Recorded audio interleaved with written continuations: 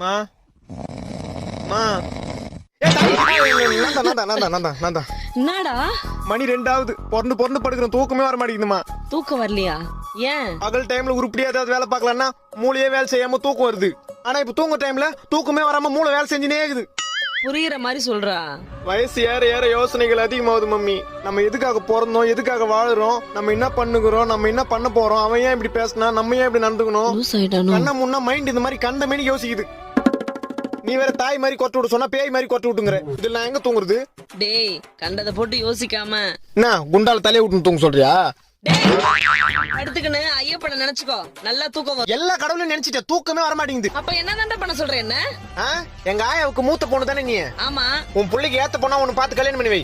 பண்ணி வச்சா நைட் டைம்ல லைட் ஆஃப் பண்ணிட்டு நைட்டி போட்டுக்கிறவள டைட்டா கட்டி பிடிச்சி தூங்கிடுவேன்.